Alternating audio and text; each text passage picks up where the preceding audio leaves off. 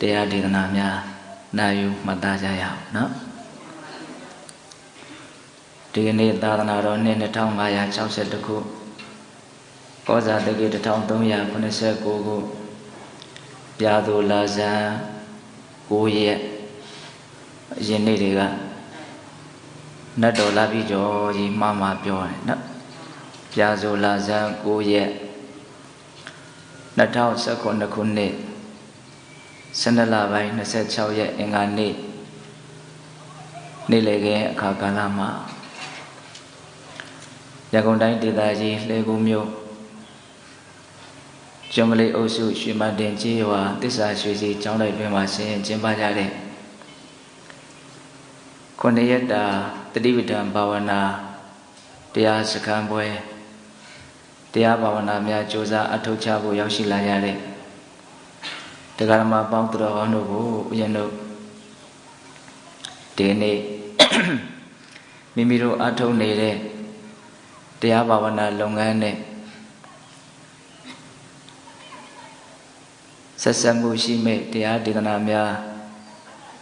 ရွေးချယ်ပြီးတော့နေ့တိုင်းတရက်ကိုတရားတစ်ချိန်ဟောပြပါတယ်နော်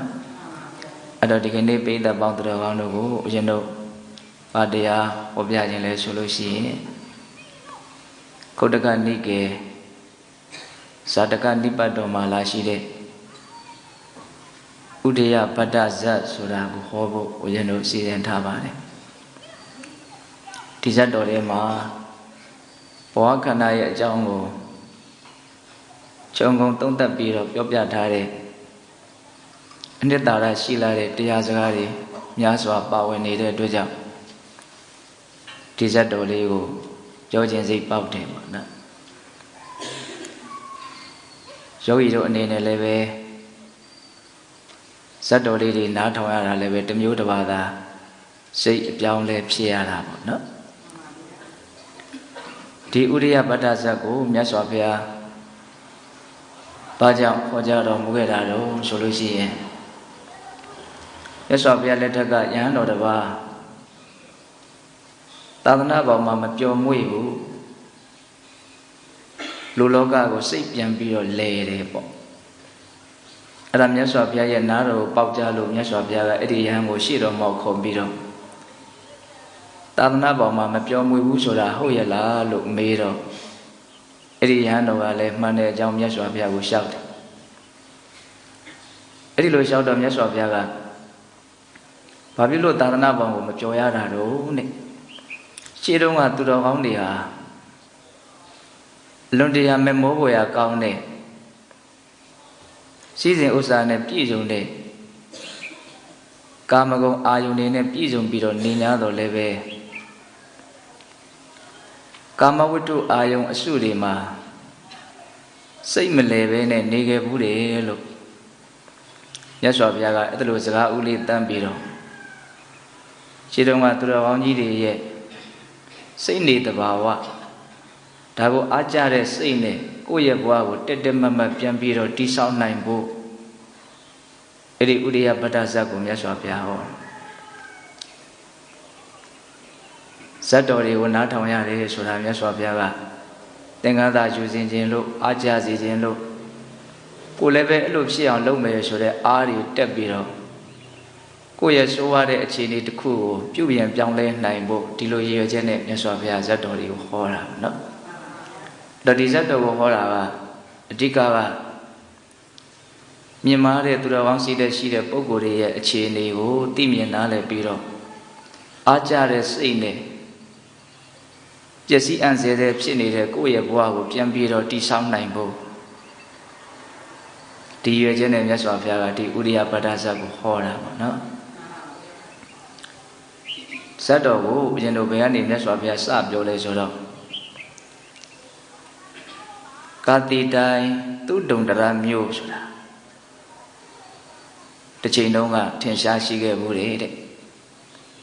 အဲ့ဒီမြို့ကိုဆိုရတဲ့မင်းကြီးကမိဖုရားပေါင်းများစွာရှိတော်လည်းပဲသာသမီတယောက်မှမထွန်းကားဘူးလို့ဆိုတယ်သာသမီမထွန်းကားတဲ့အခါကျတော့နောက်တစ်ချိန်မှာတင်းညွန့်နန်းလေရအတွက်စိုးရင်ရတဲ့အတွက်ကြောင့်ဘုရင်ကြီးက မိဖုရားတွေကိုသားစုပန်ခိုင်းနေတဲ့အဲ့ဒါလို့သားစုပန်ခိုင်းတဲ့အခါကျတော့သားစုပန်ကြတယ်အဲ့တော့အဲ့လိုသားစုပန်တဲ့အခါမှာမိဖုရားခေါင်းကြီးကဥပုသ်တရင်တွေစောင့်ထိန်ပြီးတော့သားစုကိုမြင့်မြင့်မားမားရည်ရွယ်ခြင်းမှန်မှန်နဲ့ပန်တဲ့အတွက်ကြောင့်ဗြဟ္မပြည်ကတတ္တဝါတူဘုရားလောင်းမှာပဲအဲ့ဒီမိဖုရားခေါင်းကြီးရဲ့ဝမ်းပါဝင်ပြီးတော့ဖြစ်တယ်တဲ့ဗြဟ္မပြည်ကနေလာတာအဲ့လိုနဲ့မွေးဖွားလာတဲ့အခါကျတော့တတိုင်းပြည်လုံးမှာရှိကြတဲ့တိုင်းသူပြည်သားတွေရဲ့စိတ်နှလုံးကိုအလွန်တရာမှရှင်ပြုံးစေတဲ့အတွက်ကြောင့်ဒီမင်းသားလေးကိုဥဒိယပတ္တမင်းသားလို့နာမည်ပေးတယ်။ကောင်းစွာဖြစ်လာတဲ့ပုဂ္ဂိုလ်လို့အဓိပ္ပာယ်ရတယ်နော်။ဥဒိယဆိုတာဖြစ်ခြင်းပတ္တဆိုတာကောင်းတယ်။အဲ့လိုမျိုးဥဒိယပတ္တမင်းသားဘုရားလောင်းလူလောကမှာလူရဲလို့လာဖြစ်ပြီးမကြခင်မှာပဲသူ့လိုပဲဗြဟ္မပြည်ကဗြဟ္မတယောက်သုတိစိတ်ကြပြီးတော့အဲ့ဒီရှင်ဘုရင်ကြီးရဲ့နောက်ထပ်မိဖုရားတူရဲ့ဝမ်းမှာမိန်းကလေးလေးတယောက်လာပြီးတော့ဖြစ်ပြန်နေတယ်သူကဗြဟ္မမဖြစ်ခင်တော့ကမိန်းကလေးဖြစ်မယ်နဲ့တူပါတယ်အဲ့ဒီမင်းသမီးလေးကိုလည်းပဲဥဒိယပတ္တမင်းသမီးလို့ဒီလိုပဲနာမည်အတူပေးတယ်ပေါ့ဒီလိုနဲ့ဦးဇင်းတို့အရွယ်ရောက်လာတဲ့အခါမှာဖခင်ဖြစ်တဲ့ဘုရင်မင်းကြီးကဒီဥဒိယပတ္တမင်းသားကိုတိဏ္ဍစည်းစိမ်ကိုအနှင်းပြီးတော့ကာကြီးတွေအမျိုးသမီးတွေခြံရံပြီးတော့အဘိဓိတ်သွင်းမယ်လို့ပြောတော့သူဟာတိဏ္ဍစည်းစိမ်ကိုမလိုဘူးဒီလိုအိမ်ယာတီထောင်လူပေါင်းမှာ तू မပြောမွေ့ဘူးဒါကြောင့်ဒီအမှုကို तू မပြုတ်ပြရစေနဲ့လို့မင်းကြီးကိုတောင်းပန်ဒါကဗြဟ္မပြည်ကလာတဲ့ပုဂ္ဂိုလ်ဖြစ်တဲ့အတွက်ကြောင့်လူအများစုတန်ဖိုးထားပြီးတော့ပြောမွေ့ကြတဲ့ဒီကာမကိစ္စကို तू စိတ်မဝင်စားဘူးပေါ့နော်အဲ့လို तू ညင်းမိမယ်လို့လည်းပဲမိဘများနဲ့တကွအလုံးစုံသောအတိုင်းဝိုင်းကအတင်းအကျပ်သူ့ကိုတိုက်တွန်းကြတယ်ဘလို့မှညင်းလို့မရတဲ့အနေအထားမျိုးရောက်လာတော့ तू ဘလို့လှုပ်တော့ဆိုတော့အလွန်လှပတဲ့ရွှေရုပ်ကလေးတစ်ရုပ်လူနဲ့ချွတ်ချွတ်တူတဲ့လူအရွယ်စားအလွန်ကျွမ်းကျင်လိမ္မာတဲ့ပရင်းစရာတွေကို तू ခိုင်းတယ်ရွှေရုပ်ကလေးအလွန်လှပတဲ့မိမလှပုံကလေးပေါ့နော်အဲ့ဒီရွှေရုပ်ကလေးကိုတကယ်ကိုပဲစိတ်တိုင်းကြလူလောကမှာတော့ဒီလောက်လှတယ်လို့မရှိနိုင်တော့ဘူးဆိုတဲ့အနေအထားမျိုးထိရောက်အောင်ဒီရွှေရုပ်ကလေးကိုအကောင်းဆုံးအနေအထားထိထုလုပ်ပြီးတော့အဲ့ဒါကိုဘုရင်ကြီးကိုပြပြီးတော့ဒီရွှေရုပ်နဲ့တူတဲ့ဒီရွှေရုပ်လောက်လှတဲ့အမျိုးသမီးကိုရမယ်ဆိုရင်တော့သူတိဏ္ဍစည်းစိမ်ကိုအုပ်ချုပ်ပြီးတော့မင်းလုပ်ပါမယ်သူစိတ်ထဲမှာဒီလောက်လှတဲ့အမျိုးသမီးတော့မရှိနိုင်ဘူးလို့ထင်လို့သူကမဖြစ်နိုင်တာကိုတောင်းဆိုတဲ့သဘောမျိုးနဲ့ကြံဖန်ပြီးတော့လှုပ်လိုက်တာအဲ့ဒါနဲ့အဲ့ဒီရွှေရုပ်ကိုဓာတ်စင်ပေါ်တင်ပြီးတော့ဒီရွှေရုပ်လောက်လှတဲ့အမျိုးသမီးတွေ့ရမယ်ဆိုတဲ့ရွေချက်နဲ့မင်းကြီးတွေကလိုက်ရှာကြတယ်ဒါပေမဲ့မတွေ့ခဲ့ဘူးတဲ့အဲ့ဒါနဲ့အဲ့ဒီရွှေရုပ်ကိုနန်းတော်ကိုပြန်ပြီးတော့ယူလာနောက်တော့မှလူတွေကမလုပ်ကြလဲဆိုတော့သူတို့နန်းတော်ထဲမှာရှိနေတဲ့ဥဒိယပတ္တမင်းသမီးကိုအမှတ်ရတယ်အဲ့ဒါနဲ့အဲ့ဒီဥဒိယပတ္တမင်းသမီးကိုအကောင်းဆုံးပြင်ဆင်ပြီးတော့အဲ့ဒီရွှေရုပ်နားကိုသွားပြီးတော့ထားတယ်ရွှေရုပ်နဲ့အတူတူရှင်းထားလိုက်တယ်အဲ့လိုရှင်းထားလိုက်တဲ့အခါကျတော့ဥဒိယပတ္တမင်းသမီးရဲ့အလှကျက်တွေကပိုးပြီးတော့လွန်ကဲပြီးတော့တင့်တယ်တဲ့အဲ့ဒီကြတော့မှဝမ်းမြောက်ဝမ်းသာဒီရွှေရုပ်နဲ့တူတဲ့မျိုးသမီးကိုရရင်တိဏ္ဍစည်းစိမ်ကိုယူမယ်လို့ပြောတဲ့မင်းသားကိုဒီရွှေရုပ်ထက်တောင်တာလွန်လှပတဲ့အမျိုးသမီးကိုရတယ်ဆိုပြီးတော့ပြောရလို့ရှိရင်တော့အဲ့ဒီမင်းသားမင်းသမီးနှစ်ဦးစလုံးသဘောမတူညီပဲနဲ့ထိမ်းမြလက်ထပ်ပေးတာကိုခံကြရတယ်အဲ့ဒီမင်းသမီးလေးကလည်းပဲသူဟာဗြဟ္မပြည်ကလာတဲ့မင်းသမီးဖြစ်တဲ့အတွက်ကြောင့်ဒီအိယာတီထောင်လူပေါင်းရဲ့အနေအထားကိုသူသိပြီးတော့စိတ်မဝင်စားဘူးဒီလိုနဲ့ဦးဇင်းတို့အကြောင်းတရားတွေအများကြီးတိုက်ဆိုင်လာတော့အကျိုးရလဒ်ဖြစ်လာတဲ့အခါမှာညင်းလို့ဆန်လို့မရဘူးကိုအကြောင်းတွေကလည်းရှိလာတာ မင်းသားအိမ်မှာဖြစ်လာတာဆိုတော့ရှင်မေမဖြစ်ချင်ဘူးလို့ညင်းလို့ကလည်းမလွယ်ဘူးပေါ့အာဩစရာကောင်းတာကအခါတစ်ခါတည်းမှာအတူတူနေတော့လည်းပဲကာမစိတ်ဖြင့်ဖောက်ပြန်တဲ့မျက်လုံးနဲ့တခါမှမကြည့်ဘူးတဲ့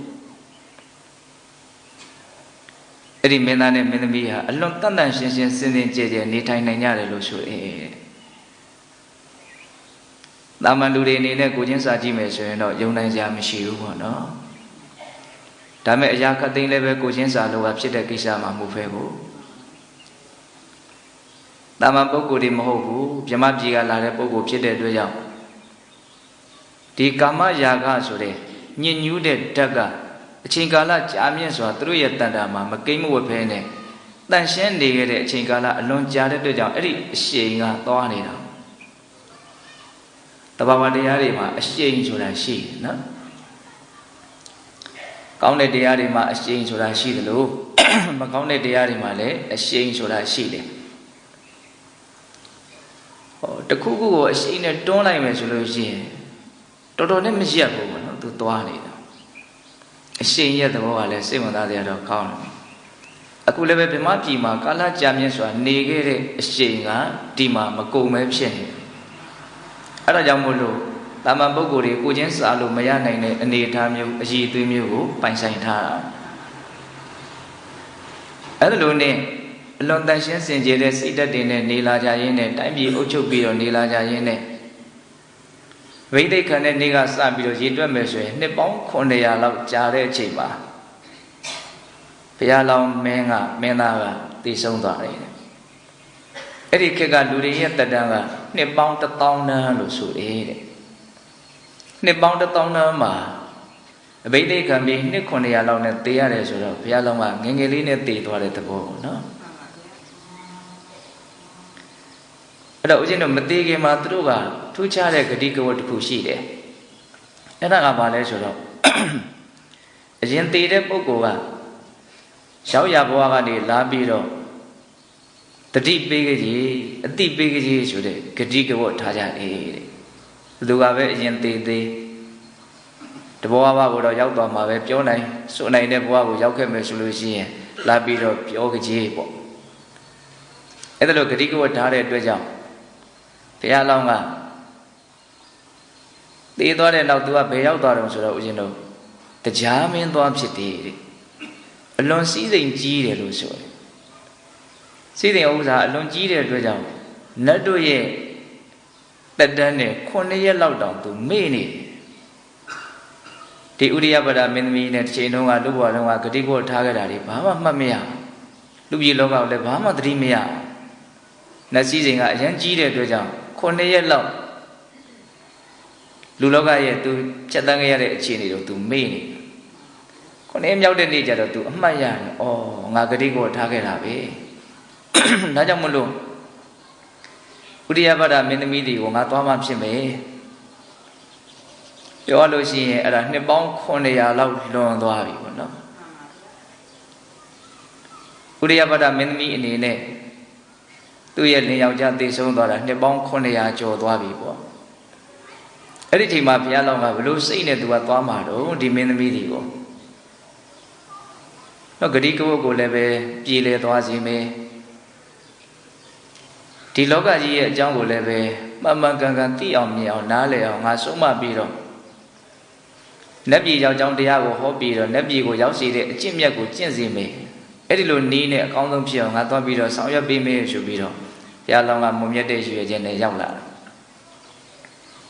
ဘယ်ချိန်ရောက်လာတော့ဆိုတော့ဦးဇင်းတို့ညာဦးရနော်ညမိုးချုပ်တဲ့အချိန်ရောက်စီမီလေးလည်းထွန်းထားအိတ်ခါနီးလေးပေါ့အဲ့ဒီချိန်မှာဘုရားလောင်းကအဲ့ဒီထဲမှာဘွားကနေတော့လူလင်ပြိုလေးပုံသဏ္ဍာန်နဲ့ပေါ်လာတယ်။လက်ထဲမှာလည်းပဲလက်ဆောင်ပစ္စည်းကကင်ထားတယ်။လက်ဆောင်ပစ္စည်းကဘာလဲဆိုတော့ရွှေပဲရုပ်တွေနဲ့ပြည်နေတဲ့ရွှေခွက်တစ်ခွက်တော်တော်လှတယ်ပေါ့နော်ရွှေခွက်ကအဲ့ဒီထဲမှာနော်ရွှေပဲရုပ်ကလေးတွေရွှေကိုပဲရုပ်လေးတွေပုံစံလောက်ထားတယ်ရွှေပဲရုပ်လေးတွေအပြည့်ထည့်ထားတယ်အဲ့ဒီလက်ဆောင်ပစ္စည်းကိုကင်ပြီးတော့ဘုရားလောင်းကစပြီးတော့စကားဆိုတယ်တဲ့နော်အလွန်တင့်တယ်တဲ့ခန္ဓာကိုယ်ရှိတဲ့မင်းသမီး ငါဟာတင်နဲ့တညတာအတူတူနေပါရစေဒါကြောင့်တင့်ကိုဟာဟောဒီလက်ဆောင်ပစ္စည်းတွေယူလာခဲ့တယ်အဲ့လိုမျိုးဘုရားလောင်းကပြောတဲ့အခါကျတော့မင်းသမီးကစဉ်းစားတယ်အဆောင်အချက်တွေအလွန်ထူထပ်နေတဲ့ဒီငါရဲ့နန်းတော်ထဲမှာဘယ်လိုလုပ်ပြီးတော့ဒီလူလင်ကရောက်လာတယ်လေဘုရားလောင်းသေသွားပြီးတဲ့နောက်မှာနောက်ထပ်ဘယင်အစ်စ်မရှိဘူးဒီဥရိယပတ္တမင်းသမီးကပဲဘယင်မအနေနဲ့နောက်တိုင်းပြည်ကိုဆက်လက်ပြီးတော့အုပ်ချုပ်တယ်အမတ်တရဲ့ပုံမှာသူလွှမ်းမိုးနိုင်တဲ့အရေးချင်းရှိလို့နော်ဒါကြောင့်သူကဘယင်မအနေနဲ့အုပ်ချုပ်အဲ့တော့သူစဉ်းစားတယ်ဒီငါရဲ့ထိနှန်းတော်ဟာအလွန်တရာမှအဆောင်ချက်တွေထူပြောတယ်လုံခြုံရေးအလွန်အားကောင်းတယ်ပေါ့ဒီကြားထဲကနေပြီးတော့ဒီလူကဘယ်လိုလုပ်ပြီးတော့ရောက်လာလဲအဲ့ဒါနဲ့သူမေးတယ်တင်းဟာလူလားနတ်လားနဂါးလားဘာလဲဒါပဲသူစိတ်ဝင်စားတယ်နော်အဲ့လိုမေးတဲ့အခါကျတော့ဘုရားလောင်းကမလိမ်ဘူးငါနတ်ပါတဲ့တင်းနဲ့အတူတူနေခြင်းလို့တင်းနဲ့ပျော်မွေ့ခြင်းလို့ငါဒီကိုလာခဲ့တာဒါကြောင့်ဒီလက်ဆောင်ပစ္စည်းကိုယူပြီးတော့ငါ့ကိုပျော်မွေ့ခွင့်ပေးပါအဲ့လိုပြောတဲ့အခါကျတော့မင်းသမီးကသင်ဟာသင်နတ်ပဲဖြစ်ဖြစ်နဂါးပဲဖြစ်ဖြစ်လူပဲဖြစ်ဖြစ်ဘာပဲဖြစ်ဖြစ်ငါဟာဥဒိယပတ္တမင်းသားကလွဲလို့တခြားဘယ်လိုယောက်ျားပေါ်မှာငါစိတ်ဝင်စားဘူးတဲ့သူအပြက်ပဲပြောလိုက်တယ်ဒါကြောင့်သင်ဒီနေရာကနေမြန်မြန်ထွက်ခွာသွားပါသင်ကငါလက်မခံနိုင်ဘူးအဲ့လိုပြောလိုက်ရောဘုရားလောင်းကပျောက်သွားတယ်အမင်းသမီးကတော့အတွေးတွေနဲ့ကြံရစ်တာပေါ့နော်ဩဘာလဲမသိဘူးဒီလိုနဲ့ဦးဇင်းတို့နောက်နေ့ညရောက်လာပြီဆိုတော့မနေ့ကအချိန်လိုမျိုးမှာပဲထပ်ပြီးတော့ဘုရားလောင်းကရောက်လာတယ်အဲ့ဒီရောက်လာတဲ့အချိန်ကျတော့လက်ဆောင်ပစ္စည်းလည်းပါလာတယ်သို့တော်လက်ဆောင်ပစ္စည်းကနည်းနည်းကွဲလွဲမှုတော့ရှိတယ်ရွှေပဲရုပ်တွေတော့ထည့်ထားတယ်သို့တော်ရွှေခွက်တော့မဟုတ်ဘူးတဲ့ငွေခွက်ဖြစ်နေတယ်နော်ငွေခွက်ထဲမှာရွှေပဲရုပ်လေးတွေထည့်ထားအလွန်တင့်တဲ့ခန္ဓာကိုယ်ရှိတဲ့မင်းသမီးတင်းတဲ့ကြတာကအတူနေပါရစေဒါကြောင့်ဒီလက်ဆောင်ပစ္စည်းကိုယူပါအဲ့ဒါလိုပဲအရေးဆိုလာပြန်တယ်ဒီတော့မင်းသမီးကဘလို့စဉ်းစားလဲဆိုတော့ဩဒီနတ်ကမနေ့ကငါသူ့ကိုစကားတွေပြောလိုက်လို့သူကငါ့ဒီကိုနောက်ထပ်တစ်ခေါက်ပြန်ပြီးတော့ရောက်လာတာဒီနေ့ငါသူ့ကိုစကားလက်ခံထပ်ပြီးတော့ပြောနေမယ်ဆိုလို့ရှိရင် तू ကထက်ကလာနေတော့မှာပဲငါသူ့ကိုယတိပြတ်လုံးဝစိတ်ဝင်စားဖို့ဆိုတာကို तू တည်တည်ချာချာသိတော့ငါလုံးဝခွန့်တုံမပြန်တော့ဘူးဘာမှမပြောတော့ဘူးဘာမှမပြောဒီတိုင်းပဲနေအဲ့လိုဘာမှမပြောဘဲနဲ့စိတ်နေလိုက်တဲ့အခါကျတော့ခဏနေတော့ဘုရားလောင်းကပျောက်သွားတယ်ဟာအဲ့လိုနဲ့ဦးဇင်းတို့တတိယမြောက်နေ့ညမနေ့ကလိုချိန်မျိုးလေးပဲဘုရားလောင်းထပ်ပြီးတော့ရောက်လာတယ်လက်ဆောင်ပစ္စည်းလည်းပါလာတယ်ပိုက်လာတယ်ဒါပေမဲ့လက်ဆောင်ပစ္စည်းကပို့ပြီးတော့ထူးခြားကွဲလွဲမှုရှိလာတယ်အဲ့ဒါကဘာလဲဆိုတော့ရွှေပဲရုပ်တွေမဟုတ်တော့ဘူးတဲ့ငွေပဲရုပ်ကလေးတွေဖြစ်နေတယ်ထည့်လာတဲ့ခွက်ကလည်းပဲရွှေခွက်လည်းမဟုတ်ဘူးငွေခွက်လည်းမဟုတ်ဘူးဘာလဲဆိုတော့ကြီးခွက်ဖြစ်နေတယ်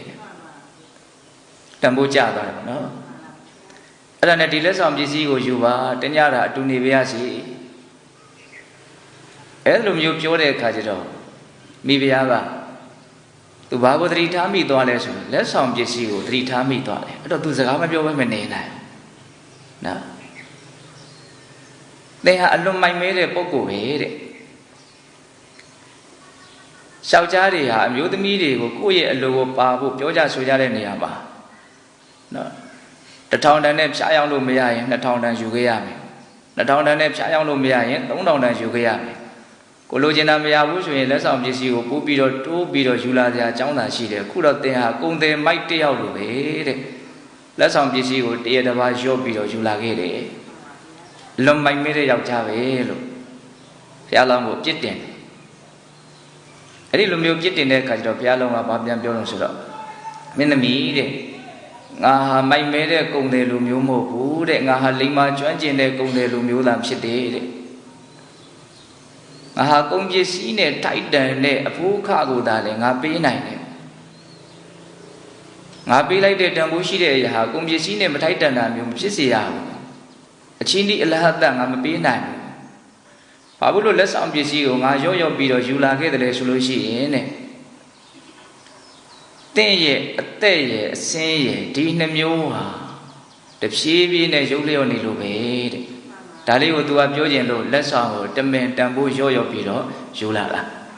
ဒီဇတ်တော်လေးကဒီအကြောင်းအရာကြောင့်လည်းပဲထင်ရှားတယ်ပေါ့ဟုတ်လားအဲ့လိုမျိုးဘုရားလောင်းကသူ့ကိုပြန်ပြီးတော့ပြောတဲ့စကားရက်တွေထဲမှာစဉ်းစားစရာအများကြီးပါလာတယ်ပေါ့နော်အာယုဇဝန္ဒောဇမနုဿလောကေနိဟယတိမနုဇာနတုကတေတေနေဝဝနေနဒဏပိတုံရှာနိဟယတိဇိနတရတိဣဇာကာထာလေးနဲ့ပြောတယ်ဘုရားလောင်းကတုကတေတဲ့ကောင်းတဲ့ခန္ဓာကိုယ်ရှိတဲ့အလွန်လှပတင့်တဲ့ခန္ဓာကိုယ်ရှိတဲ့မင်းသမီးမနုဿလောကေဟောဒီလူလောကကြီးမှာမနုဇာနဲ့လူသားတို့ရဲ့အာယုဇာအသက်ဆိုတာဝန္ဒောဇာအစင်းဆိုတာနှမျိုးပြောတယ်နော်အဲ့ဒါတွေဟာနိဟိယတိအမြဲတမ်းရုပ်လျော့နေတယ်နော်အသက်နဲ့အစင်းဟာတစ်ချိန်နဲ့တစ်ချိန်အမြဲတမ်းလျော့ပြီးတော့လိုက်လာတယ်ဆိုလိုတာကတန်ဖိုးကျလာတယ်ပေါ့နော်အချိန်နဲ့မြတ်တန်ဖိုးကျလာတယ်တေနေနဝနေနအဲ့ဒီအသက်နဲ့အစင်းတက်ဟာလျော့ပြီးတော့ကျနေတဲ့အတွက်ကြောင့်တုံရှံတဲ့အတွက်ဒဏ္ဍပိဥစ္စာပစ္စည်းကိုလည်းပဲနိဟိယတိငါဟာရုပ်လျော့စေတယ်တဲ့ဣဇအခုကိုပဲဇိနတရာပိတင့်ရဲ့အဲ့ဒီအစင်းတက်နဲ့အသက်တက်ဟာပို၍ပို၍နဲနေလိုက်နေတယ်လက်တွေ့ကိုသူကပြောတာအသက်တက်နဲ့အစင်းတက်ကရော့လိုက်နေတဲ့အတွက်ကြောင့်တင့်အတွက်ဥစ္စာပစ္စည်းကိုလည်းပဲငါကလျှော့ပြီးတော့ပေးရတာအခုပြောနေတုန်းမှာကိုပဲတင့်ရဲ့အသက်တက်နဲ့အစင်းတက်ဟာရုပ်လျော့လိုက်နေတယ်တဲ့လက်တွေ့သူကပြောတာအဲ့ဒါကိုထပ်ပြီးတော့ထင်ရှားအောင်မလို့ပြောတော့ဆိုတော့ဧဝံမေပိက္ခမာနတရာဇပုတ္တိယတတိနိယတတိနိများသောအချမ်းရန်ရှိတဲ့ရာဇပုတ္တိမင်းသမီးဧဝံဤသို့မေငါသည်ပိက္ခမာနတအခုလိုကြည်နေတုံးမှာကိုပဲအခုကြည်နေတုံးမှာကိုပဲဟာယတေဝတဝဝနောတဲ့သင်ရဲ့အစင်းတက်တွေဟာရုပ်လျော့ပြီးတော့လိုက်နေတယ်အဟောရတနာမစ္စေအဟောရတညနေကြားလာတဲ့အချိန်မှာအစ္စီလွန်သွားပြီဆိုလို့ရှိရင်နေ့ရက်တွေအများကြီးလွန်သွားပြီဆိုလို့ရှိရင်အပနတိကတာဝမေဝဘသူပါဘယ်ဝါပါလို့ပြည့်ညက်ပြီးတော့ပြเสียကိုကောင်းတော့မကြံလောက်အောင်အကုန်လုံးပျောက်တဲ့အဖြစ်ကိုဂမိတ်တတိရောက်ရလိမ့်မယ်တဲ့ဟောနော်ဒါလေးကိုတော့ဦးဇင်းကနည်းနည်းလေးပြောခြင်းတယ်နော်ငါကြည့်နေတော့မှာပဲတင့်ရဲ့အစင်းတက်တွေဟာရုပ်လျော့လိုက်နေတယ်နေ့ရက်တွေအများကြီးလွန်သွားပြီဆိုလို့ရှိရင်တော့ဒါဟာဘသူပါဘယ်ဝါပါလို့ပြเสียပြည့်ညက်เสียကိုတောင်မကြံတော့အကုန်လုံးပျောက်သွားမှာတဲ့အဲ့ဒီပျောက်တဲ့အဖြစ်ကိုရောက်သွားမှာလေဒါကိုနည်းနည်းစဉ်းစားသိခြင်းတယ်ခုတကယ်လို့မတို့ဦးဇင်းတို့မှာအဖေအမေဆိုတာရှိတယ်အဖေအမေရဲ့အဖေအမေဖြစ်တဲ့အဖိုးဘွားဆိုတာရှိတယ်ဖိုးဘွားရဲ့အဖေအမေရှိတယ်တကယ်ရှိရတယ်နော်ဆက်ပြီးတွေးကြည့်ပါတချို့ဆိုရင်အဖေအမေမရှိတော့ဘူးရှားလို့မတွေးတော့ဘူးစိတ်ထဲမှာဝူတော်ဝါဒဓာတ်ပုံလေးပါလေးကြည့်ရတာလောက်ပဲရှိတော့တယ်နော်တချို့ဆိုရင်ပိုးတွေပွားတွေရှိတော့ရှိခဲ့တာပဲအခုတော့မရှိတော့ဘူးရှားလို့မတွေးတော့ဘူးပျောက်သွားပြီလုံးဝပျောက်သွားပြီနော်ဒီအလွန်ရိုးရှင်းတဲ့ဒီသဘာဝတရားကိုနားလည်ဖို့လိုတယ်ပေါ့အကုန်လုံးပျောက်ခဲ့ကြပြီအဲ့တော့ကိုယ်အောင်ဘယ်လိုနေမှာလဲလို့မြင်ကိုလည်းပဲပျောက်သွားအောင်ပါအခုကတော့တဖြည်းဖြည်းရုပ်လျော့နေတဲ့အဆင့်ပဲရှိသေးတယ်နေ့ရက်ဒီကြားလာပြီဆိုလို့ရှိရင်တော့လုံးဝကိုပျောက်သွားအောင်ပါဟုတ်လားဒါကိုသူပြောတာနော်အဟောရတနာမစ္စေနေ့ရက်ဒီအများကြီးလွန်သွားပြီဆိုလို့ရှိရင်ဒါဟာဘသူဟာဘယ်ဝါပါလို့ပြည့်ညက်เสียခန္ဓာကိုယ်တောင်မရှိတော့တဲ့အထိပျောက်ဝယ်သွားအောင်ပါတဲ့အဲ့လိုမျိုးပြောပြီးတော့ဘုရားလောင်းကတကယ်လို့သာသင်ဟာမြတ်တဲ့အကျင့်ကိုကျင့်မယ်ဆိုရင်သူတော်ကောင်းတရားနဲ့အညီနေနိုင်မယ်ဆိုလို့ရှိရင်သင်ဟာရုပ်ရည်အစဉ်အလွန်လှပတင့်တယ်တဲ့အဖြစ်ကိုသင်ရောက်ရလိမ့်မယ်တဲ့ဆိုလိုတာကနတ်ရဲ့အဖြစ်ကိုရောက်ပြီးတော့သင်ဟာရုပ်ရည်အစဉ်အလွန်လှပတင့်တယ်တဲ့အဖြစ်ကိုရောက်ရလိမ့်မယ်လို့ပြောတဲ့အခါကျတော့မင်းသမီးကစိတ်ဝင်စားလာတယ်သူပြောတာရန်တဘာဝကြနေတာကိုအဲ့ဒါနဲ့သူကမေးတယ်အသိနဲ့မင်းတဲ့အဲ့ဒါလို့ဆိုလို့ရှိရင်နတ်တွေကမအိုဘူးလားတဲ့နတ်တွေမှာအရေးတွန့်တာတွေလိတ်တာတွေမရှိဘူးလားတဲ့အဲ့လိုမျိုးမေးတဲ့အခါကျတော့ဘုရားလောင်းကဟုတ်တယ်တဲ့နတ်တွေမှာအရေးတွန့်လိတ်တာတွေမရှိဘူးတဲ့တတိတခြားအစည်းစိမ်ချမ်းသာဟာတိုးပြီးတော့သာလာတယ်တဲ့ဒါကြောင့်နတ်ဖြစ်ရတာဟာ လူလောကနဲ့နိုင်ဆိုင်အလွန်မှချမ်းသာတယ်ပေါ့အဲ့လိုမျိုးပြောတဲ့အခါကျတော့မင်းသမီးကဘာပြန်ပြောတော့ဆိုတော့ဩဒီလောက်နတ်ပြည်ကချမ်းသာတယ်ဆိုရင်လူတွေကဘာကိစ္စနတ်ပြည်ကိုရောက်အောင်မသွားကြတာတော့ဘာလို့ကြောက်လို့နတ်ပြည်ကိုမသွားကြတာတော့နတ်ပြည်ကိုသွားဖို့အတွက်လမ်းကဘာလဲနော်နတ်ပြည်ကိုရောက်အောင်ဘယ်လမ်းကသွားရမလဲပေါ့အဲ့လိုမျိုးမေးတာမေးတော့မှဘုရားလောင်းကနတ်ပြည်ကိုရောက်ဖို့အတွက်ဒီလမ်းကရှောက်ရတယ်ဆိုပြီးတော့နတ်ပြည်ကိုရောက်စီတတ်တဲ့လမ်းကိုအဲ့ဒီမှာဟောတယ်အဲ့ဒါလေးလည်းပဲစိတ်ဝင်စားတယ်ကောင်းပါတယ်နော်ဒါကဓမ္မတို့ဦးဇင်းတို့ဘဝတဏမကုံသေးသေးမြ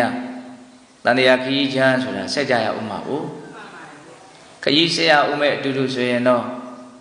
အပေလေးပါဆိုတဲ့ဆိုးတဲ့ရုပ်တဲ့ညံ့တဲ့ပူလောင်တဲ့ဘဝတွေကိုဆက်ရတာနဲ့စားရင်လူဘဝနတ်ဘဝဗြဟ္မဘဝဆိုတဲ့ကောင်းမွန်တဲ့ဘဝတွေကိုဆက်ရတာကတာလွန်ပြီးတော့အဆင်မပြေဘူးလားအဆင်ပြေတယ်နော်ဒါတော့ညင်းလို့မရဘူးနော်ဒါကြောင့်နတ်ပြည်ရောက်ကြောင်းလမ်းဆိုတာကိုလည်းစိတ်ဝင်စားတဲ့နေပေါ့ဟောတခါတလေကြတော့လူတွေကစကားကြီးစကားကျယ်ပြောတာလေးတွေလည်းရှိတယ်ဟောနတ်ပြည်လည်းလိုပါညာလိုပါပေါ့နော်ဒါပေမဲ့အခုလောလောဆယ်တော့စီဝါဥစ္စာနဲ့ပြည်စုံအောင်အတင်းယုံကန်စူးစမ်းနေတာတော့မရှိဘူးလားကဲအဲ့ဒါစဉ်းစားကြရကောင်းတယ်နော်အခုကိုရှားပွေးနေတဲ့ပိုက်ဆံကြောင့်ရလာမဲ့အာယုံကဘလို့အာယုံလဲနတ်ပြည်မှာရှိတဲ့အာယုံနဲ့အများကြီးယုံညံ့တဲ့အာယုံနော်ပြောရလို့ရှိရင်အဲ့ဒီအာယုံအတွက်တောင်မှတချို့ဘဝနဲ့ရင်းပြီးတော့ရှားနေကြသေးတာအဲ့ဒါကိုသာရှားပြီးတော့နတ်ပြည်ကိုကြတော့မှရှုံချနေတာလည်းရှိသေးတယ်ဒါတော့ဦးစင်းကတော့ကိုစဉ်းစားမိတာကိုပြောတာပေါ့နော်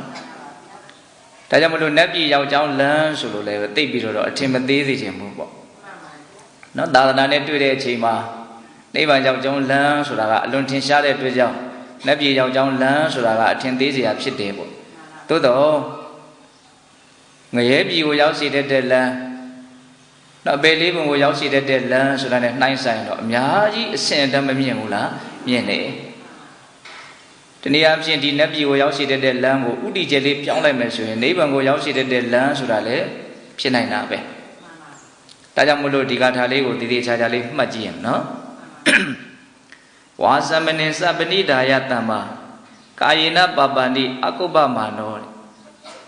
နတ်သမီးတဲ့နတ်ပြည်ကိုရောက်ချင်တယ်ဆိုလို့ရှိရင်ဝါသမနေသပဏိဒါယတမ္မာနှုတ်နဲ့စိတ်ကိုကောင်းကောင်းစောင့်တည်ရမယ်တဲ့အဲ့ဒီကစနော်ဒီနှုတ်ကိုကောင်းကောင်းစောင့်တည်ရမယ်မကောင်းတဲ့စကားတွေမထွက်စေရဘူးအနှစ်သာရမရှိတဲ့စကားတွေမထွက်စေရဘူးကိုယ့်ရဲ့နှုတ်ကိုကောင်းကောင်းစောင့်တည်ထားရမယ်အဲ့တော့ကိုယ့်ရဲ့စိတ်ကိုလည်းပဲမဟုတ်တာတွေကိုမတွေးမိစေရဘူးယုံညံ့တာတွေကိုမတွေးမိစေရဘူးလို့စိတ်ကိုလည်းကောင်းကောင်းစောင့်တည်ရမယ်တဲ့နတ်ပြည်ကိုရောက်ခြင်းလို့ရှိရင်ဝါသမနေသပဏိဒါယတမ္မာကာယေနပပန္တိအကုပ္ပမာနောတဲ့ကာယေနခန္ဓာကိုယ်ဖြင့်လည်းပပန္တိယုံညံ့တဲ့မကောင်းတဲ့အမှုတွေကိုအကုပ္ပမာနောမပြုရဘူးတဲ့ကိုယ်နှုတ်စိတ်သုံးပါးကိုအပြစ်ကင်းဖို့အရင်စပြီးတော့ဆုံးမတာပေါ့နော်ဒါဟာနိဗ္ဗာန်ရောက်ကြောင်းတရားလို့ပြောမယ်ဆိုရင်လည်းပဲပြောလို့မရဘူးလားရတယ်နော်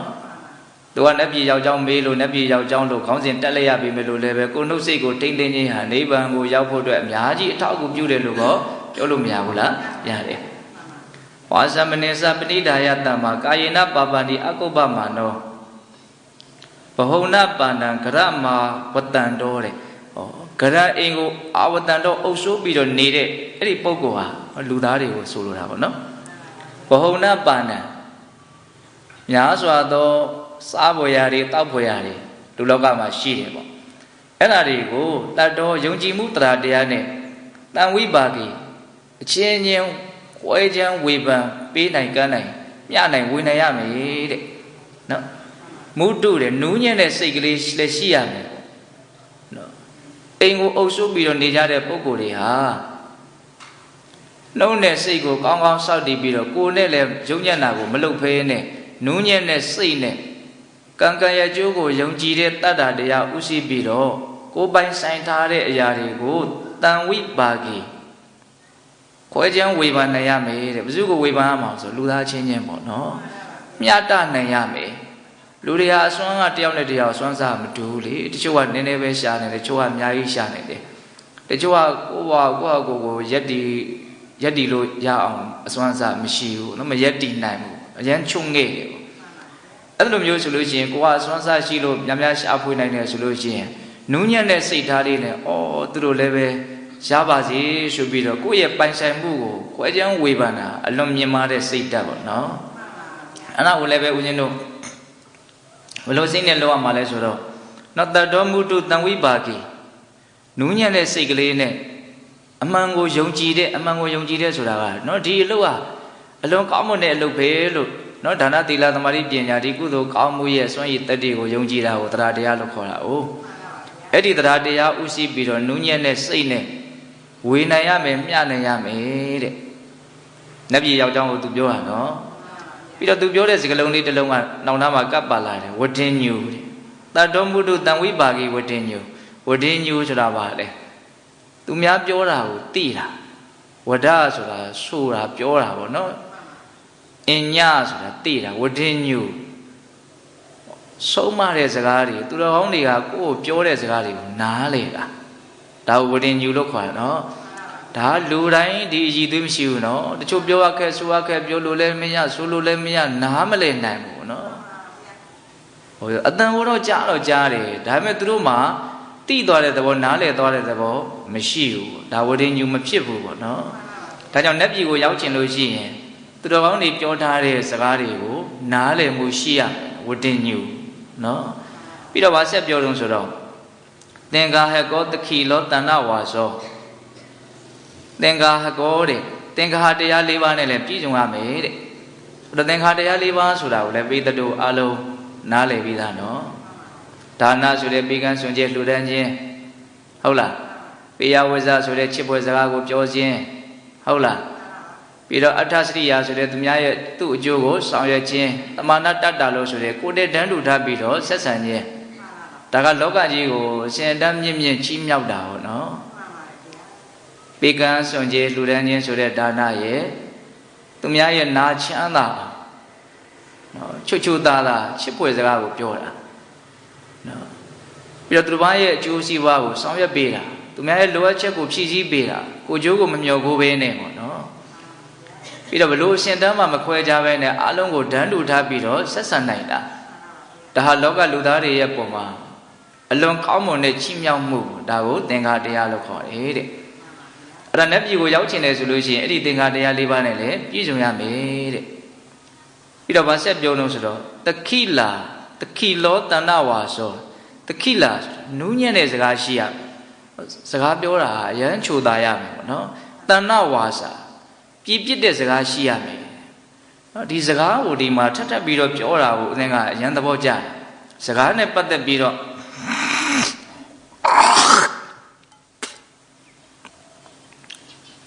အများကြီးသတိထားစရာရှိတယ်ပေါ့နော်ဒါပြောလဲပြောသင့်တယ်လို့စိတ်ထဲမှာခံစားမိတယ်ဘာဖြစ်လို့ဆိုတော့အတ္တဝါတွေအချင်းချင်းဆက်ဆံနေကြတဲ့နေမှာဒီစကားနဲ့ဆက်ဆံတာကိုစကားကမနူးညံ့ဘူးကြမ်းတမ်းနေနော်စကားအယမ်းမာတယ်ဆိုလို့ရှိရင်ဒီအဓိပ္ပာယ်ကိုပြောခံရတဲ့လူကအယမ်းစိတ်ဆင်းရဲရတယ်ကိုယ်ကမာကြီးပြောတာကိုဘလို့မှမကြိုက်နိုင်အခါရခက်တယ်ပေါ့စိတ်နာတယ်ပေါ့နော်စိတ်ထဲမှာနာသွားတယ်လူတိုင်းနာဖို့မဲ့ထင်နော်မာကြီးခက်ထန်ကြီးပြောလိုက်လို့ရှိရင်နော်စကားရဲ့အဓိပ္ပာယ်ကတော့ဒါပါပဲနော်ဒါကြောင့်ဒီစကားရဲ့အကျိုးသက်ရောက်မှုကလူတွေရဲ့ပုံမှာအများကြီးလွှမ်းမိုးမှုရှိတယ်ဒီဥစ္စာကိုနားလည်ပြီးတော့နော်စကားကြောင့်ကောင်းခြင်းမကောင်းခြင်းတွေဟာအများကြီးဖြစ်နိုင်တာကိုဒါကြောင့်သူကဒီမှာစကားတွေအများကြီးသုံးထားတယ်စကားနဲ့ပတ်သက်ပြီးတော့နော်တခိလာနူးညံ့တဲ့စကားရှိရမယ်တဏ္ဍဝါစာပြည့်ပြည့်တဲ့စကားရှိရမယ်ကိုယ်စကားတန်ကိုကြားလို့ကိုယ်နဲ့စကားပြောရလို့အကုသိုလ်မဖြစ်စေရဘူးပေါ့နော်အဲ့လိုမျိုးဣဋ္ဌတိတော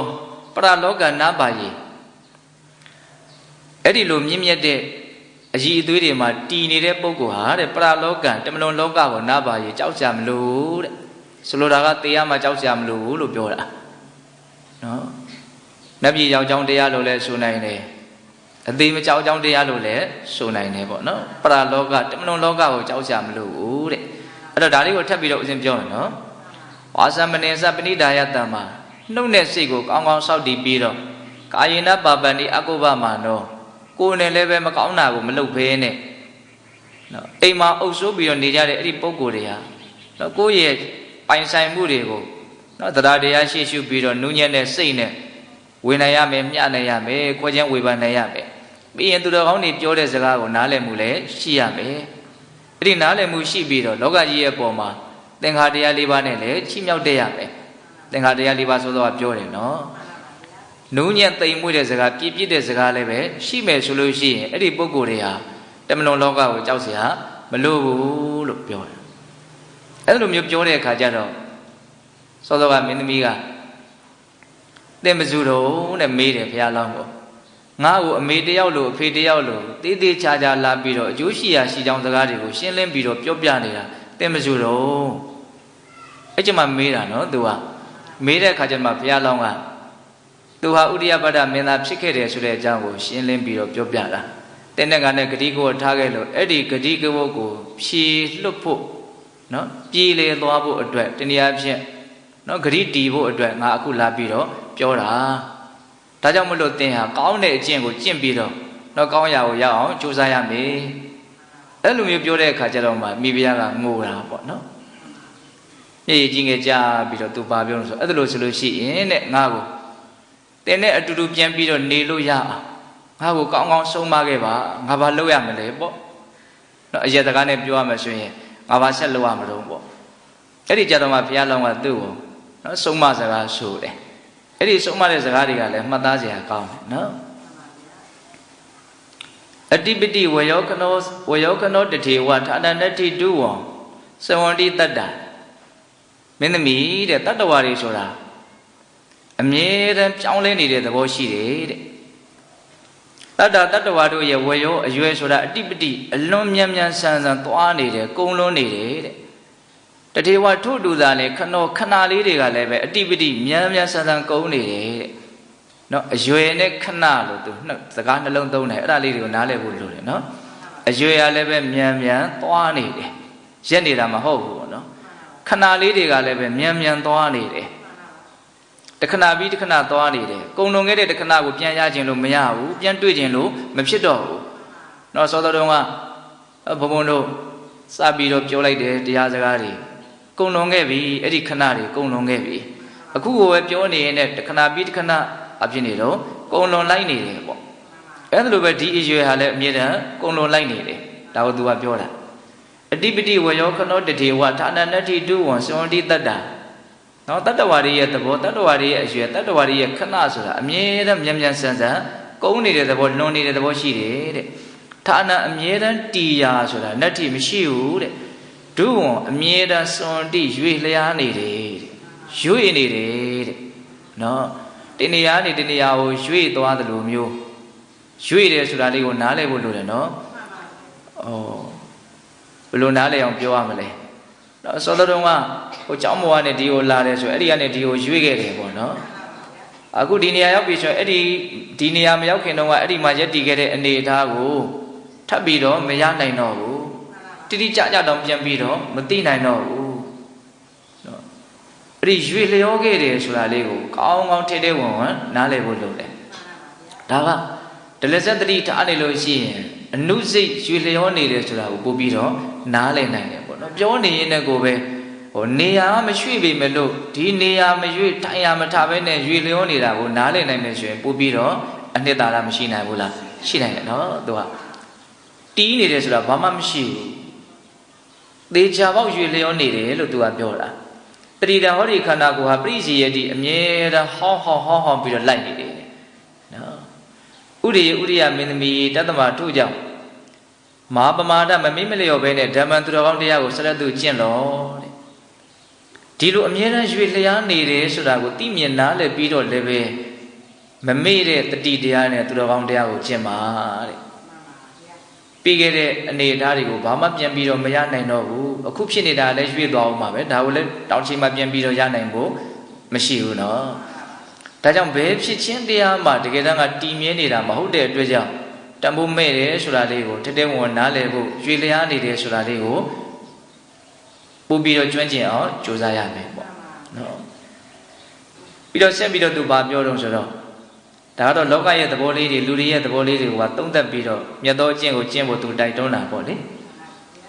ကတိနာပထဝီတဏ္ဍတပူရာဧ eka dewa tiya anenya deya tensabi zahati awitara go udeyi ma pamada saratu dhamma menami de anenya deya badu ne ma masassan be ne dandata ussa pisi de ne pura pyi ne de no katina alone sung tho hodi pathuwi ji ko mye ji ko de eka dewa tayauk the de poin sain ti tiya phit nya tho le be de so lo da ka ekare myin ji po no di kaba loka ji takku long ko badu ne ma masassan be ne tu tayauk the poin ta de no ussa pisi de ne pyi ne de di kaba loka ji takku long ko tu tayauk the poin ta de a kong long tu ya tha de po so lo da ka အဲ့တော့အကုန်လုံးလောကကြီးမှာရှိတဲ့ပိုင်ဆိုင်သမျှတွေအကုန်လုံးရှိသမျှတွေကိုသူအကုန်လုံးဘယ်သူနဲ့မှမဆက်ဆက်ပဲနဲ့တယောက်တည်းပိုင်ထားတယ်ဆိုအောင်တော့သူနောက်ကျုံးမှာဘလို့စွန့်ပစ်သွားမယ်ဘလို့ထားခဲ့ရမလဲဆိုလို့ရှိရင်အဝိတရာကိုတင်စာပိစဟတိနော်ဆွဲလန်းမှုမကင်းပဲနဲ့တနည်းအားဖြင့်မရောက်ရဲပဲနဲ့ဒါရဲ့ပုံမှာမမုံမှုတန်းလန်းနဲ့ပဲသူစွန့်သွားပါတဲ့တော့ဆိုလိုတာကအများကြီးရလို့လည်းပဲစိတ်ကတော်ပြီဆိုတာမျိုးမရှိဘူးဆိုတာဘာတခါတည်းသူကပြောသွားတာအဲ့ဒီအချက်လေးကိုစဉ်းစားမိနေခြင်းနဲ့နော်ဒီကဘာမြေပြင်ကြီးတစ်ခုလုံးကိုဘယ်သူမှမဆက်ဆက်ပဲနဲ့သူတယောက်တည်းပိုင်တော်လည်းပဲနောက်ထပ်ပြီးတော့မရကျင်ဘူးဆိုတာမရှိဘူးအဲ့လိုကြီးရထားလို့ဘာမှမရကျင်တော့ဘူးပြည့်သွားပြီကျဉ်းသွားပြီဆိုတာလည်းမရှိဘူးဒီလိုနဲ့ပဲတည်တဲ့အခါကျတော့နော်လူချင်းရတန်းလန်းနဲ့ပဲတည်ရမှာပဲအဝိတရာကဆွဲမဲ့မှုမကင်းမဲနဲ့ပဲဇဟတိအဲ့ဒါတွေကို तू စွန့်ခဲ့ရပါနော်ဒါလေးကအများကြီးစဉ်းစားရကောင်းတယ်နော်ပါရီကိုဘလောက်ပဲပိုင်ထားတာမယောင်ရဲမတင်းတိမ်ပဲနဲ့သာလျင်တေခြင်းကိုပြုကြရမှာတတ္တဝါတွေကဟုတ်ရဲ့လားအဲ့ဒါကို तू ကတင်စားပြီးဇဟတိအဝိတရာကိုဆွဲလက်မှုမကင်းမဲနဲ့တတ္တဝါတွေအလုံးကိုစွန့်ထားခဲ့ရတာကျင့်တတ်ပြီးတော့ကြည်ကြည်နက်နက်ဘာမရကျင်တော့ဘူးတိုင်းထားခဲ့ရမယ်တူတော့ဘာမှမရကျင်တော့ဘူးဆိုတဲ့စိတ်နဲ့သွားကြတာမဟုတ်မဖြစ်လို့သာသွားရတာဒါရဲ့ပုံမှာဆွဲလက်မဲ့မှုကမကင်းဘူးပေါ့ဒီသဘောကိုပြောတာနော်ဘာဒီကိုဘလောက်ပဲရရဘာဒီဘလောက်ပဲရှိရှိရကျင်တဲ့စိတ်ရှိကျင်တဲ့စိတ်ကတော့ပြောင်းမသွားဘူးအဲ့ဒီရကျင်တဲ့စိတ်ရှိကျင်တဲ့စိတ်တန်းလန်းကြီးနဲ့ပဲထားခဲ့ရမှာပဲတဲ့ဒါပြောတာဒါကြောင့်မလို့အဲ့ဒီသဘောတဘာဝတွေကိုနားလည်ပြီးတော့သင်ဟာမမေ့မလျော့သူတော်ကောင်းတရားကိုကျင့်ပါတဲ့မာပမာဒသရတုဓမ္မမမေ့ဘဲနဲ့သူတော်ကောင်းတရားကိုကျင့်ပါတဲ့နဂါရရှိပြီနော်နောက်ပြီးတော့သူဘာထပ်ပြောတော့မာဒါစပိတာစဘာတရောစပရိယာပိတတေနဟွန်တိအတိဋ္ဌာမာဒါစမိကေနော်ပိတာစဖခင်ဘာတရောတဲ့အကိုတွေမောင်းနေပရိယာနော်ဇနီးမယားတွေဒါတွေဟာတနေနဥစ္စာပစ္စည်းတွေဘလောက်ပဲရှိတာအတိဋ္ဌာရောင်ရဲတယ်ဆိုတာမရှိဘူးတဲ့အကိုရဲ့အဖေတွေမိတွေညီတွေကိုတွေမောင်တွေနှမတွေကိုနီးဝန်းကျင်မှာရှိတဲ့ကိုနဲ့ပတ်သက်ဆက်ဆက်နေတဲ့လူတွေသူတို့ဟာဥစ္စာပစ္စည်းနဲ့ရောင်ရဲတယ်ဆိုတာမရှိဘူးတဲ့အချင်းချင်းလည်းပဲအတူတူနေရတာမနေကျင်တော့ဘူးဆိုတဲ့သဘောမျိုးနဲ့လည်းရောင်ရဲတယ်ဆိုတာလည်းမရှိဘူးတဲ့အဲ့လိုရောင်ရဲမှုမရှိဘဲနဲ့ပဲတေစာပိဇဟတိအညမညာအဲ့ဒီပုံကိုယ်တွေကအချင်းချင်းရောင်ရဲမှုမရှိဘဲနဲ့ပဲစွန့်ရရမှာတဲ့ဒါတော်တော်လေးတော့စဉ်းစားကြရတော့ကောင်းတာပေါ့နော်တကယ်တမ်းကသေပြီဆိုလို့ရှိရင်တော့သေတဲ့အချိန်မှာအလုံးကိုနားလည်မှုနဲ့စိတ်ထဲမှာရှင်းရှင်းလင်းလင်းဖြစ်ပြီးတော့သေရရင်တော့တော်တော်ကောင်းတာပေါ့နော်အခုဟာစိတ်ထဲမှာရှင်းရှင်းလင်းလင်းမဖြစ်ဘဲနဲ့သေကြရမှာလို့ဆိုလို့လားနားလည်မလားမသိဘူးနော်အချင်းချင်းဟာဘယ်လိုနည်းနဲ့စွန့်ရတာလို့ဆိုတော့မယောင်ရဲပဲနဲ့အချင်းချင်းစွန့်ကြရတာတရားစဉ်အမြင်တန်းလန်းနဲ့ပဲမဖြတ်ချင်ပဲနဲ့ပဲဖြတ်ကြရတာဒါကို तू ကဆိုလိုတာအဓိကပါတော့စိတ်တိုင်းမချပဲနဲ့ဒီအခြေအနေကြီးကို तू ရင်ဆိုင်သွားတာ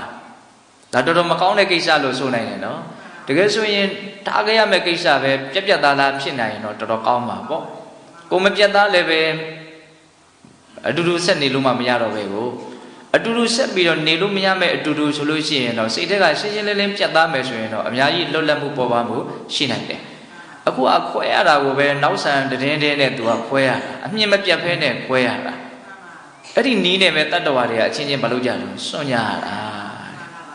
အရင်တုန်းကတရားဓမ္မတို့အရင်ဘွားတုန်းကအမုန်းတို့တွေအကုန်လုံးပေါ့လေကိုယ်အတိုင်းဝိုင်းနဲ့ကိုရှိခဲ့တာပါပဲအခုဒါဘွားချသွားလို့လားအမှတ်မရကြတာပေါ့နော်အဲ့ဒီတုန်းကလည်းတေကာလေးအချိန်မှာအဲ့ဒါလေးတွေရဲ့ပုံမှာတရားစင်မကင်းမဲနဲ့အမြင်တန်းလန်းနဲ့ပဲထားခဲ့တာပဲလေအခုကြတော့လည်းပဲဘာမှမသိတော့ဘူး အခုဒီဘဝမှာပတ်သက်နေတဲ့လူတွေရောဘယ်လိုနီးနဲ့ထားခဲ့မှာလဲအဲ့ဒီနီးနဲ့ပဲထားခဲ့မှာနော်တချို့ဆိုလို့ရှိရင်ပြောတာရှိတယ်ဒေကောင်ပေါင်းလည်းဖြစ်နေတယ်သားသမီးတွေမစုံသေးလို့အသက်ကမထွက်နိုင်ဘူးအဲ့လိုတော့ပြောကြတာရှိတယ်နော်အသက်ကိုလည်းထွက်တယ်ဆိုတဲ့အသုံးနှုန်းနဲ့သူတို့သုံးကြတာရှိတယ်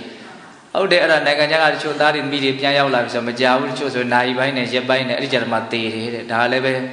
နော်ဖြစ်တော့ဖြစ်နိုင်တယ်ထင်ပါရဲ့ဟုတ်လားစိတ်ကလျှော့လိုက်တာနဲ့မှာကိုဟုတ်လားအဲ့တော့ဘာလဲဆိုတော့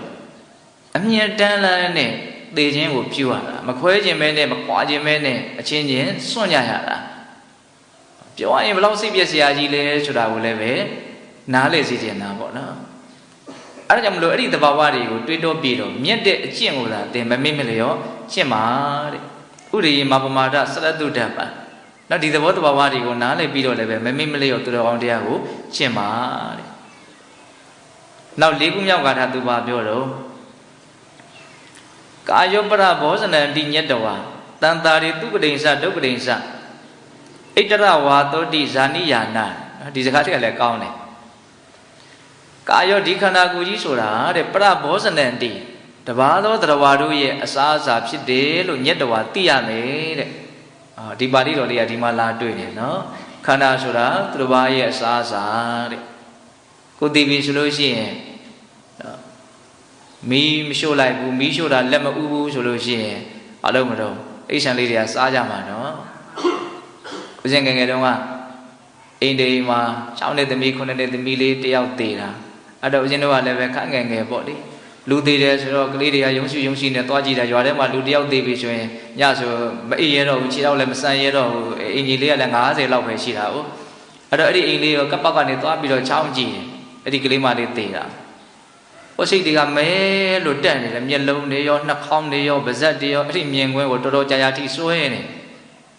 လာစားကြတော့တာပေါ့နော်သူလည်းမချောက်နိုင်တော့ဘူးလေဟုတ်လားနောက်ဆုံးဘယ်တရားတွေကမှမစားအောင်ထိန်းထားအောင်မယ်နော်စောင့်ရှောက်ထားအောင်မယ်ဆိုရင်တောင်ဒီခန္ဓာကိုယ်ကြီးတွေကသူ့အလိုလိုတန်တိတစဖြစ်လာတဲ့ပိုးလောက်တွေကဒီခန္ဓာကိုယ်ကြီးကိုစားကြလိမ့်မယ်တောက်ကြလိမ့်မယ်အဲ့တော့ဒကာဓမ္မတို့ဦးဇင်းတို့တွေဟာဒီခန္ဓာရဲ့ပုံမှာဘယ်လောက်ထိအမြင်မရှင်းသလဲဆိုတာကိုအဲ့ဒီအချက်ကိုသိခြင်းအဖြစ်လည်းပဲကြည်ခြင်းအဖြစ်လည်းသိနိုင်တယ်ပေါ့ဒီလိုဖြစ်မဲ့ခန္ဓာကိုယ်ကြီးမျိုးကိုပဲစိတ်ထဲကနားလည်မှုပြည့်ပြည့်ဝဝမရှိဘူးပေါ့နော်အလွန်မြတ်နိုးတယ်ပေါ့နော်အလွန်အကောင်းထင်တယ်ပေါ့ဟုတ်လားဒီသဘာဝလေးတွေကိုနားလည်ဖို့လိုတယ်အဲ့ဒါသူကအဲ့ဒါကိုပြောတာကာယောပရဘောဇနံတိညတ္တဝါခန္ဓာဟာသူများရဲ့အစာဖြစ်တယ်ဆိုတာကိုကောင်းကောင်းသိပြီးတော့တဲ့တန်တာရိတုပတိဉ္စဒုက္ခတိဉ္စနော်ဘဝတန်တရားနဲ့နှိုင်းစာလိုက်မယ်ဆိုလို့ရှိရင်သူကတိဉ္စဒုက္ခတိဉ္စကောင်းတဲ့ဘဝပဲဖြစ်ဖြစ်ဆိုးတဲ့ဘဝပဲဖြစ်ဖြစ်ဣတရဝါသောတိဇာနိယာနာအခိုက်အတန့်လေးမျှတာဖြစ်တယ်လို့လည်းနားလည်ရမယ်တဲ့ဟောဒီဒါလေးလည်းပဲဆက်ပြီးတော့တွေးကြည့်နော်ရှည်လျားတဲ့တန်တရားကာလကြီးကိုခြုံငုံပြီးတော့သုံးသပ်ကြည့်မယ်ဆိုလို့ရှိရင်လူဖြစ်ဆိုတာလည်းပဲခဏလေးပဲအိဆံဖြစ်ဆိုတာလည်းခဏလေးပဲတဘောတဘောဘာမှကြာလိုက်တယ်လို့မဆိုနိုင်ဘူးကိုကခြုံငုံပြီးတော့မကြည့်တဲ့အခါကျတော့အခုဖြစ်နေရတဲ့အနေအထားကြီးကိုတကယ်ကိုအရှိအကြာကြီးအတိုင်းစားမယ်ကြီးထာဝရကြီးလို့တောင်ချုပ်ထင်နေတာရှိတယ်နော်မပြတ်တော့မဲ့မစည်းတော့မဲ့အတိုင်းထင်နေကြတာပေါ့နော်တကယ်တမ်းကတန်တရားတစ်ချောင်းလုံးနဲ့ခြီးပြီးတော့ကြည့်မယ်ဆိုလို့ရှိရင်ဘဝတွေဟာပါလေအခိုက်အတန့်လေးတွေပေါ့နော်ဒီဘဝမှာလည်းပဲနှစ်တွေလတွေရှိတယ်ပြီးရင်ရက်တွေရှိမယ်နာရီတွေရှိမယ်မိနစ်တွေရှိမယ်အကုန်လုံးကဘာလဲလို့မေးရင်တစ်ခုပြီးမှတစ်ခုအခိုက်အတန့်လေးတွေသွားတာပေါ့နော်အဲ့လိုပဲဘဝတန်တရားကိုအခိုက်အတန့်လေးတွေကိုဖြတ်ပြီးတော့ကြည့်တတ်ဖို့လိုတယ်ပေါ့အကုန်လုံးကအခိုက်အတန့်လေးပဲဆိုတာတွေကိုနားလည်ရမယ်နောက်တဘဝအနေနဲ့ပြောမယ်ဆိုရင်ဒီနှစ်တွေလတွေရက်တွေဟာအခိုက်အတန့်လေးတွေဖြစ်တယ်လို့တန်တရားနဲ့ချိန်ပြီးတော့ပြောမယ်ဆိုရင်ဘဝတွေဟာအခိုက်အတန့်လေးတွေအဲ့လိုလေးနားလည်စေချင်တယ်နော်ဘယ်ဘဝပဲရအကုန်လုံးကအခိုက်အတန့်မျှပဲဆိုတာလေးကိုအမြင်ရှင်းသိခြင်းတယ်ပေါ့သူကအဲ့ဒါကိုနားလည်ပြီးတော့လည်းပဲမမေ့မလျော့သူတော်ကောင်းတရားကိုမင်းကျင့်ပါဆုံးမတာပေါ့နော်အဲ့လိုမျိုးလေးကထာနဲ့ဘုရားလောင်းကဆုံးမတဲ့အခါကျတော့မင်းသမီးကသူ့ရဲ့စိတ်ထဲမှာဒီလောကရဲ့အကြောင်းတနည်းအားဖြင့်သူခန္ဓာရဲ့အကြောင်းကိုသူအများကြီးရှင်းရှင်းလင်းလင်းသိသွားတယ်ပေါ့ဒါကြောင့်မလို့သူကအများကြီးဝန်ခံတယ်သူကထာလေးတစ်ပုဒ်ရွတ်တယ်တာဓုဘာတတိယရခောတယ်ရက်ခဆိုတာအဲ့ဒီမှာနတ်လို့အဓိပ္ပာယ်ရတယ်နော် အချင်းတဲ့သင်ပြောတဲ့စကားတွေဟာအလွန်ကောင်းတဲ့စကားတွေပါတဲ့တာတုပါတတိယအလွန်ကောင်းမွန်တဲ့ပြောဆိုချက်တွေဖြစ်တယ်တဲ့အပ္ပမစ္ဆာနာဇီဝိတံကတိတင်္စပရိတင်္စတင်္စဒုက္ခေနတန်ယုတ်တံနော်ဒီရှင်သန်နေရတဲ့ဘဝတစ်ခုဒီအသက်ဆိုတာအပ္ပံအလွန်နဲတယ်တဲ့နည်းနည်းလေးတဲ့ရှင်သန်ခွင့်လေးကအလွန်နဲတယ်တဲ့ကတိတင်္စဒုက္ခတွေအလွန်များတယ်အရှင်မပြေမှုတွေအလွန်များတယ်တဲ့နော်ဒုက္ခေနတန်ယုတ်တံဆင်းရဲဒုက္ခတွေနဲ့အမြဲတမ်းရှင်းနေတယ်တဲ့ဒီဘဝဆိုတာနော်အသက်ဆိုတာဘဝဆိုတာနဲတယ်တူတောင်းတယ်ဒါတွေမကဘူးတဲ့ဆင်းရဲမှုပင်ပန်းမှုရှုပ်ထွေးမှုအရှင်မပြေမှုတွေနဲ့လည်းအမြဲတမ်းရှင်းနေတယ်တဲ့သူနားလေသွားတယ်ပေါ့နော်ဘဝရဲ့အကြောင်းဒါဥစဉ်ကဒီစာလေးတွေကိုကြည့်ပြီးတော့သူတို့ဘာလို့ဆိုလိုနေတာတုံးဆိုတာလေးကိုတော့ကိုမိတလောက်ညံလေးနဲ့တွေးမိတယ်ပေါ့နော်ဘဝမတည်မြဲတဲ့အပြင်ဆင်းရဲတာနေနဲ့လည်းရောနေသေးတယ်လို့သူကအဲ့လိုပြောချင်တာဟုတ်လားအပ္ပမေဇာနာဇီဝိတံမေဇာနာတတ္တဝါတို့ရဲ့ဇီဝိတံရှင်းသန်းနေရတဲ့ဒီအဖြစ်ကလေးဟာအပ္ပအလွန်နေတဲ့ပြိတ္တအလွန်တူတောင်းနေတဲ့ရှင်းသန်းနေရတယ်ဆိုတာနေရတာလေးကမကြလည်းမကြဘူးတူတောင်းနေခဏလေးဒါတင်လားအဲ့ဒီခဏလေးအတွင်းမှာဘယ်လိုခဏလေးတုံးဆိုတော့နောက်ကတိတင်္စဒုက္ခေနတန်ယုတ်တံတော့အစင်မပြေတာတွေဆင်းရဲတာတွေအဲ့ဒါတွေနဲ့လည်းရောနေသေးတယ်တဲ့မမြဲတဲ့အပြင်မကောင်းတာတွေနဲ့ကလည်းရောနေသေးတယ်လို့ဒီလိုဆိုလို့ရမရဘူးလားအဲ့ဒါနှစ်ချက်ပေါ့နော်ဘယ်လိုပြောရရင်တော့နေစာဒုက္ခပေါ့နော်မတည်မြဲတဲ့အပြင်ဆင်းရဲသေးတယ်ပေါ့မတည်မြဲလို့အကောင်းလားဆိုတော့မဟုတ်ဘူးမကောင်းတဲ့ဖြင့်မတည်မြဲနေတာကောင်းလည်းမကောင်းဘူးပြီးရင်ပါလေဒါကြီးရောတည်မြဲသလားဆိုတော့လည်းမတည်မြဲဘူးတဲ့အဲ့ဒါကြောင့်မို့လို့တာဟဧကပပ္ပစိတ်တံမိငါဟာတယောက်တည်းဒီယဟန်ပြုတော့မယ်တဲ့ဟောအဲ့ဒီမိဖုရားကနော်တယောက်တည်းပြုမယ်တဲ့ရှိကတယောက်တည်းဆိုတဲ့စကားပါတယ်နော်ယဟန်ပြုတာကိုတော်တဲ့ရောက်လို့ရှိရင်တော့တယောက်တည်းကြောက်နေမှာပဲအပေါင်းဖော်တွေတော့ပအောင်မှရမှာလို့ဒီလိုမပါဘူးဟုတ်လား